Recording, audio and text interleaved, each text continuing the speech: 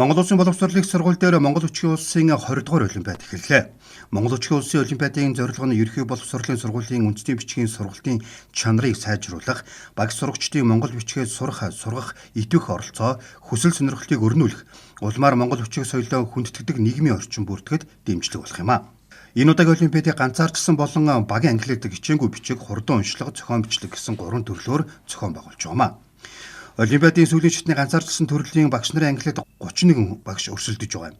Тэгвэл сурагчдын ангилалд 21 аймаг 9 дүүргийн 30 оролцогч тун үлджээ. Өмнө нь 1-2-ын даваанд бүгд хамрагдаад тэгээ эцэст нь одоо бол тийм ээ.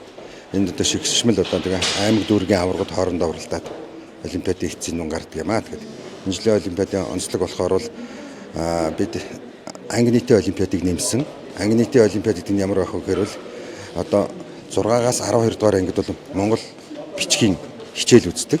За тэгэхээр 6 дугаар ангидаа үзлээ, 7 дугаар ангидаа үзлээ, 8 дугаар ангид үзсэн хүүхдүүдээс болохоор бол хичээнгүй зөв бичлэгийн тиймэрхүү шалгалт анги нийтээр нь авдаг.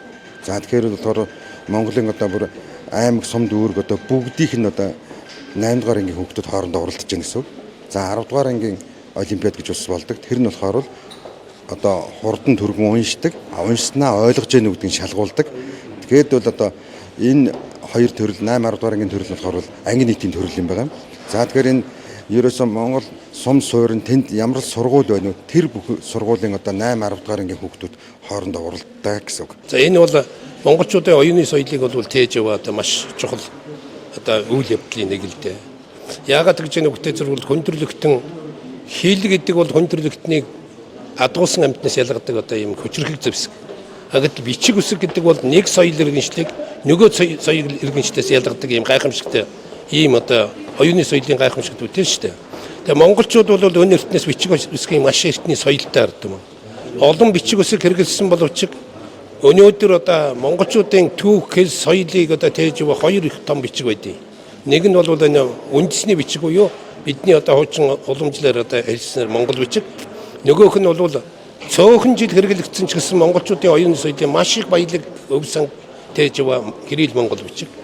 Тэгэхээр өнөөдөр бол энэ монгол бичгийн одоо олимпиадыг зохион байгуулж байгаа энэ үйл явдал бол 20 жилийн өмнөөс эхэлсэн.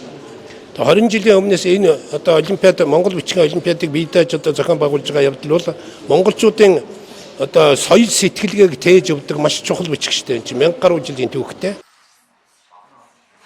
Энэ жилийн хувьд 1-2 дугаар шатнаас шалгарсан багш сурагчдад сүүлийн даваанд өрсөлдөж байна. Сүүлийн шатанд үлдсэн 30 багшаас 18 нь анх удаа оролцож байгаа юм. Түүнчлэн 10-аас 18 жил оролцсон хашир багш нарч олон байлаа. Эрэгтэй багш нарч цөөнгөө хувийг эзэлдэг болжээ. 17 дахь жилдээ оролцож байна. 2004 онд Монгол Хүчгийн улсын олимпиад анх сургалт судалгааны ертөнцийн төвөөс зохион байгуулсан. Тэр цагаас эхлээд оролцсон 2004 оноос эхлээд 17 жилийн хугацаанд улсын энэ уралдаанд медаль чагналт баримт 17 жил оролцсон. Нарыг одоо уралдаж явах үеэс бол залуу үе бол түрэн гарч ус шинчлэгдэж олон одоо газрын шин төгсөгч залуу багш нар их оролцож байгаа их онцлогтой байна.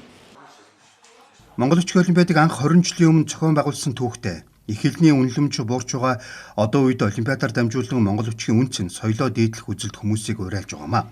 Хэдийгээр даяарчлын нийгэмд амьдарч байгаа ч үндэсний хэл соёлоо өндөрт тавихгүй бол харийн соёлын нөлөөнд орох үзэгдэл хаасайгүй харагдаж байна. Олимпиадын үеэр сурагчид хэлмний 3D бүтээлээ үзэсгэлэн мөн багш амарцнагийн каллиграфийн үзэсгэлэн сурагчдын хичээнгүй бичгийн үзэсгэлэнд олон нийтэд танилцуулна. Улсын олимпиадын аваргууд болон шагналт байрны эзэд өнөөдөр тодорхой юм а.